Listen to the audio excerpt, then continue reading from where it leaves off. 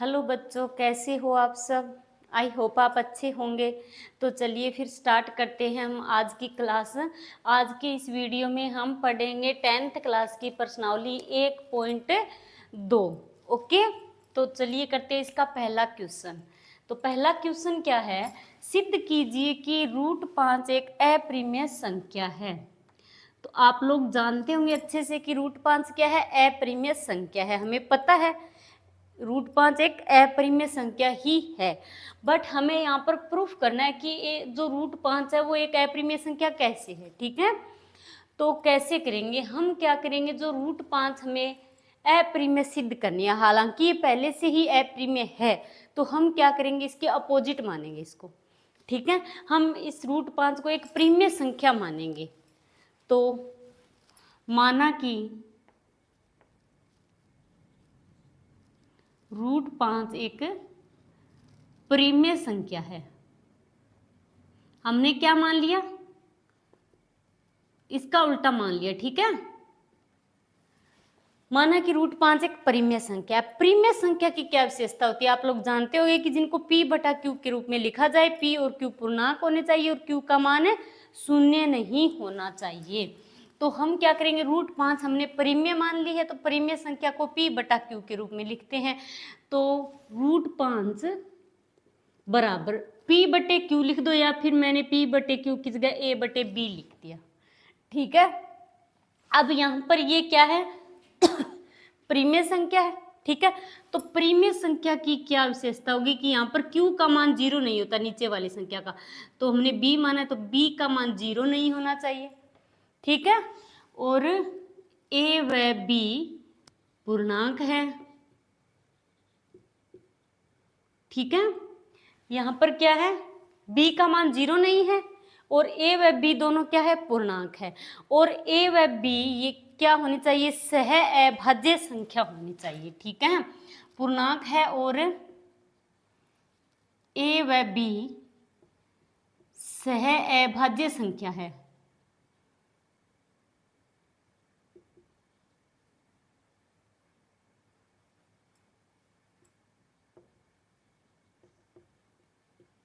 सह अभाज्य संख्या है। तो सह अभाज्य संख्या कौन सी होती है, आप लोग जानते हैं, जब दो संख्याओं का युग्म, दो संख्याओं का युग्म जिनके हम HCF निकालेंगे तो उनका HCF क्या आएगा, 1 आएगा। तो ऐसी दो संख्याओं का युग्म जिनका HCF क्या है, 1 आए। ठीक है, तो a व b सह अभाज्य संख्या मानी हमने, तो a व b सह अभाज्य संख्या है, तो इसका HCF क्या आना चाहिए, 1 आना चाहिए। ठीक है, तो अब हम क्या करें, दोनों पक्षों का वर्ग करेंगे। तो आप लिख दो कि दोनों पक्षों का वर्ग करने पर, दोनों पक्षों का वर्ग करने पर a व b क्या है, सह अभाज्य संख्या, मतलब a और b इन दोनों का हम HCF निकालेंगे तो HCF क्या आएगा, 1 आएगा। ओके, तो दोनों पक्षों का वर्ग करने पर, दोनों पक्षों का वर्ग करेंगे तो √5 का सुकेर। ठीक है, और a/b का सुकेर, यही होगा। अब √5 का सुकेर है, √5 का सुकेर हटेगा। √5 का सुकेर कैसे हटेगा, सुकेर है तो इसको 2 बार लिखेंगे। ठीक है, √5 इंटू √5। अब रूट के अंदर कितना हो गया, 5 को 5 से गुणा करेंगे तो रूट के अंदर कितना हो गया, 25 हो गया। तो 25 का वर्ग क्या होगा, 5 होगा। ठीक है, 25 का ये वर्गमूल कितना हो गया, 5 हो गया, तो 5 आएगा।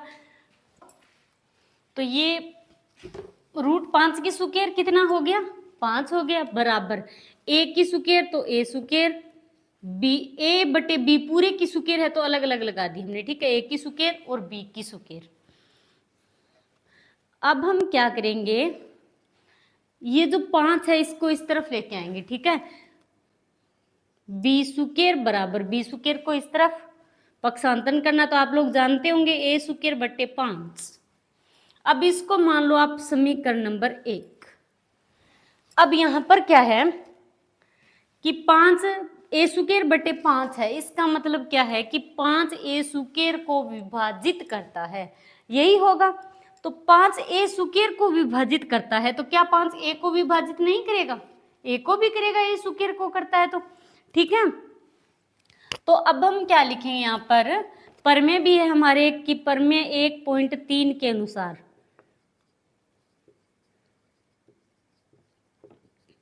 तो अब आप लिखोगे कि 5 चूंकि 5 ए स्क्वायर को विभाजित करता है,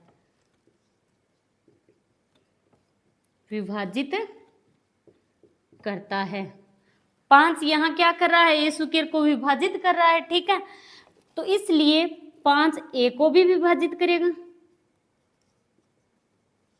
ए को भी विभाजित करेगा। आया यहां तक समझ में? तो अब 5 ए स्क्वायर को भी 5 ए को भी विभाजित करेगा।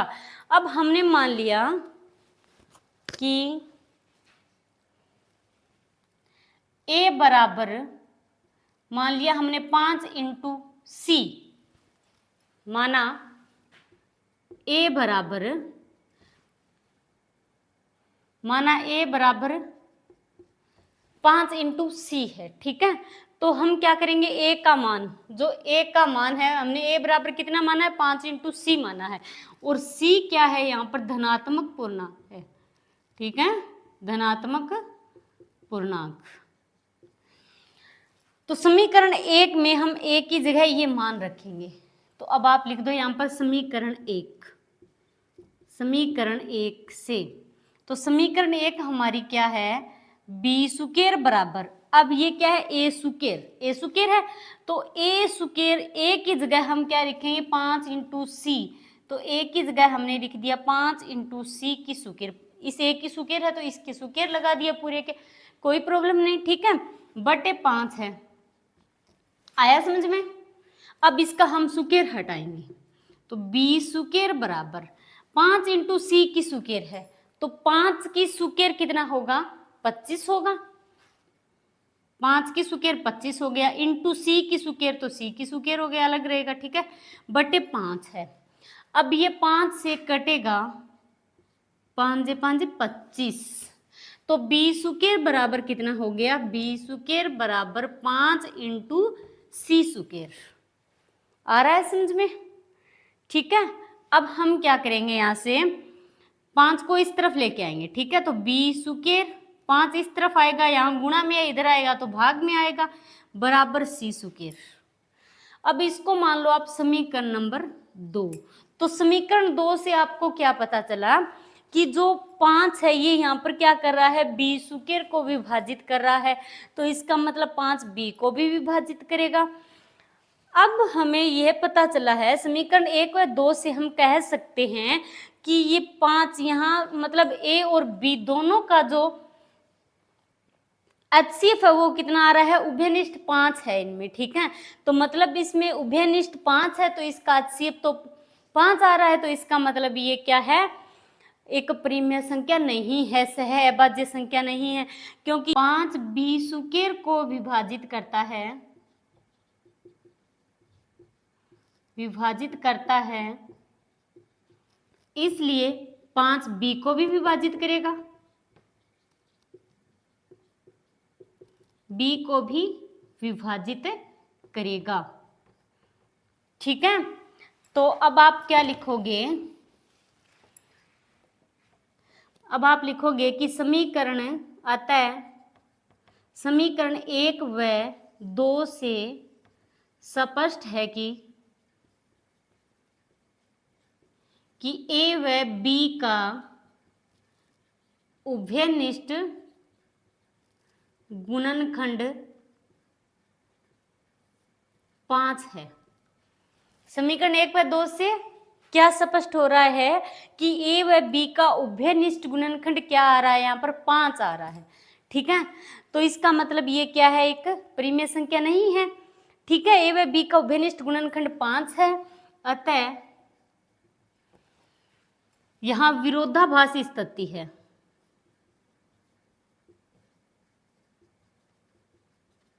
विरोधाभास स्थिति है और हमारी परिकल्पना गलत है।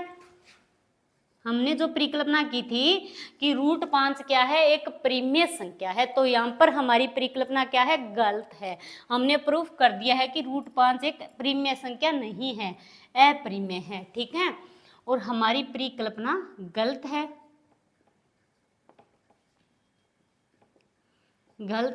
अतः √5 एक अपरिमेय संख्या है,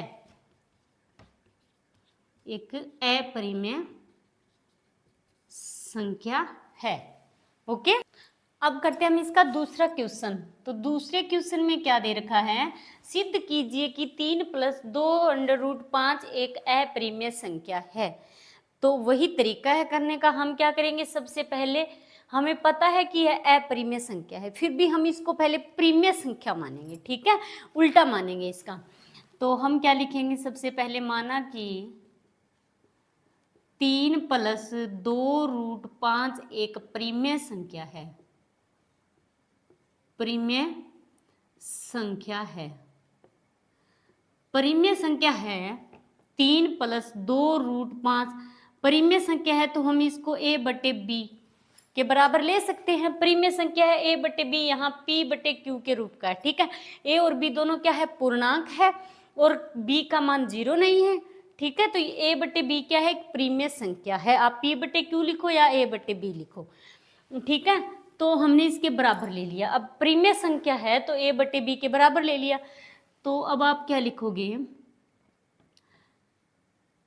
यहाँ जहाँ a व b पूर्णांक है, वह सह अभाज्य संख्या है। ठीक है, सह अभाज्य संख्या है, और यहाँ पर b का जो मान है वो 0 के बराबर नहीं है। ठीक है, और a व b का HCF कितना है,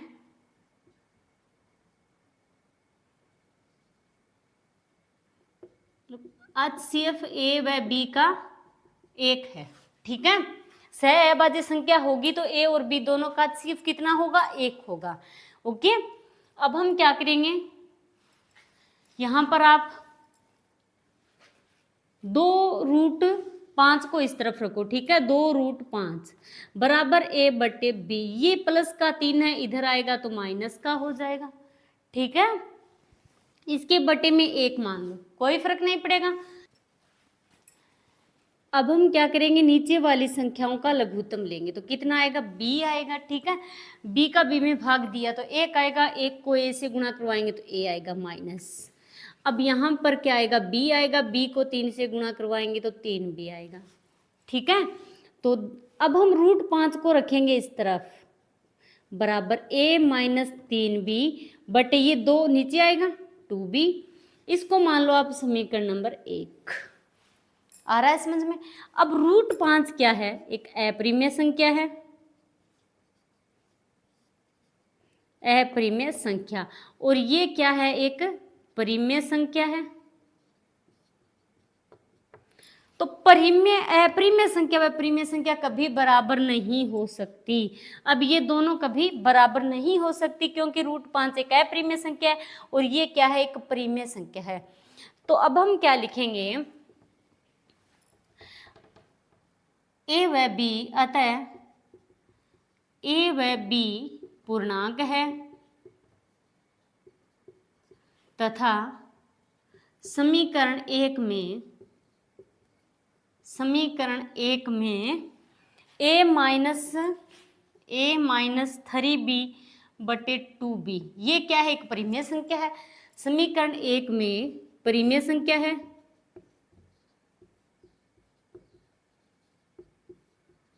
जो कि √5 के बराबर है, जो कि √5 के बराबर है।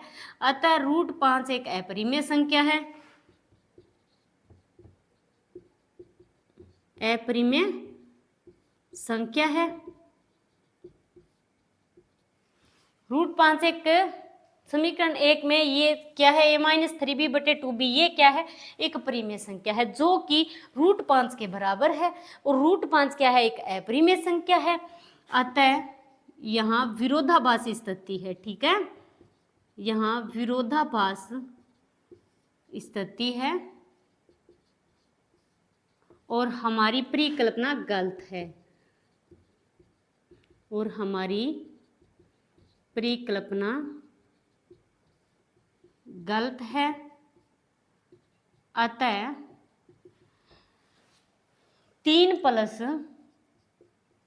2√5 एक अपरिमेय संख्या है। क्लियर, एक अपरिमेय संख्या है। अब करते हैं हम इसका तीसरा क्वेश्चन। तीसरे क्वेश्चन में 3 पार्ट है, ठीक है। तो सबसे पहले करते हैं हम इसका पहला पार्ट। क्वेश्चन क्या है कि सिद्ध कीजिए कि निम्नलिखित संख्याएं अपरिमेय है, ठीक है। हमें सिद्ध करना है कि ये क्या है, अपरिमेय है। तो हम क्या करेंगे, सबसे पहले इसको परिमेय मानेंगे, अपोजिट मानेंगे, ठीक है। तो आप लिखोगे माना कि 1/√2 एक परिमेय संख्या है, ठीक है, परिमेय संख्या है। अब परिमेय संख्या है तो 1/√2 को हम a/b के बराबर मान लेंगे, और a और b सह अभाज्य है, सह अभाज्य है, ठीक है। अब 1/√2 को हमने a/b के बराबर ले लिया, ठीक है, क्योंकि ये क्या है, परिमेय संख्या है। तो अब हम क्या करेंगे कि b को ऊपर ले जाएंगे, तो b/√2 बराबर a। अब √2 को हमें इस तरफ लेके आना है, ठीक है।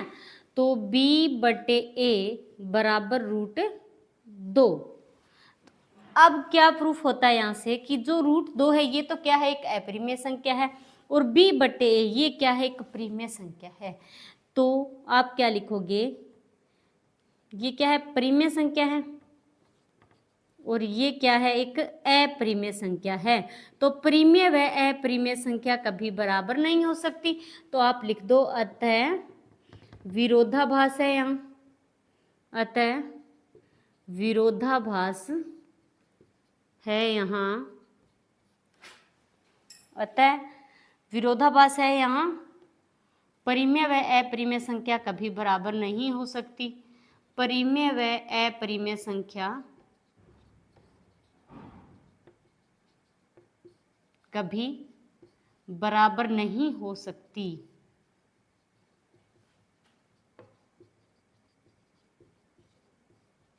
हो सकती और हमारी परिकल्पना गलत है, ठीक है, हमारी परिकल्पना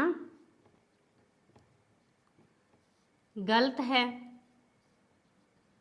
अतः 1/√2 एक अपरिमेय संख्या है, ठीक है, एक अपरिमेय संख्या है।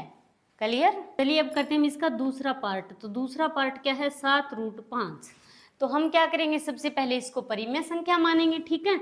तो माना कि 7√5 एक परिमेय संख्या है, परिमेय संख्या है। तो परिमेय संख्या है तो इसको हमने मान लिया a/b के बराबर, ठीक है। और a और b क्या है, सह अभाज्य संख्या है, a और b सह अभाज्य संख्या है, ठीक है। अब √5 को हम इस तरफ रखेंगे, मतलब जो अपरिमेय संख्या है रूट में है उसको अलग रखेंगे, ठीक है।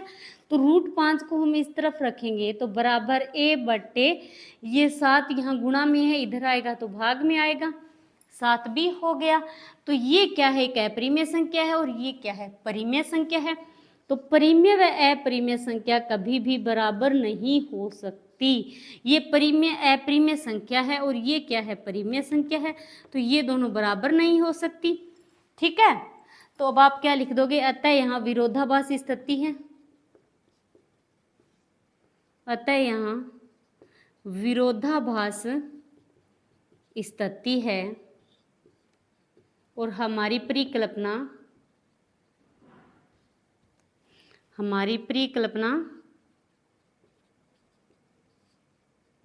गलत है, अतः 7√5 एक अपरिमेय संख्या है, अपरिमेय संख्या है। ठीक है, अब करते हैं हम इसका तीसरा पार्ट।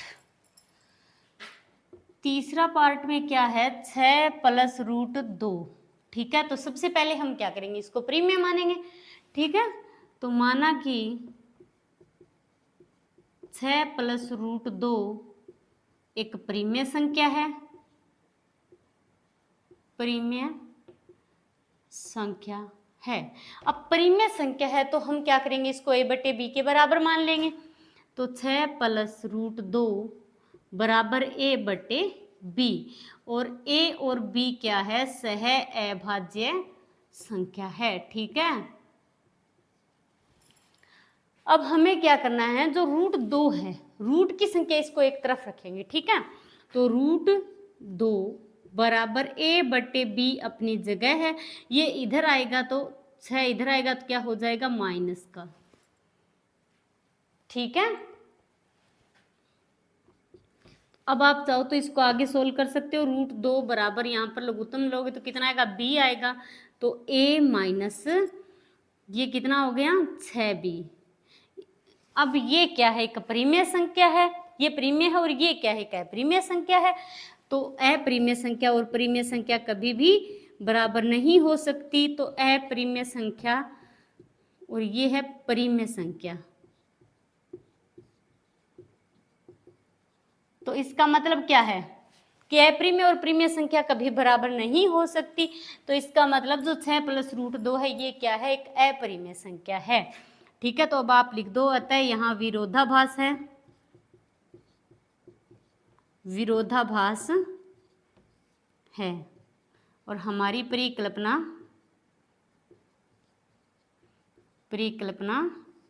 गलत है, अतः 6 + √2 एक अपरिमेय संख्या है, अपरिमेय संख्या है।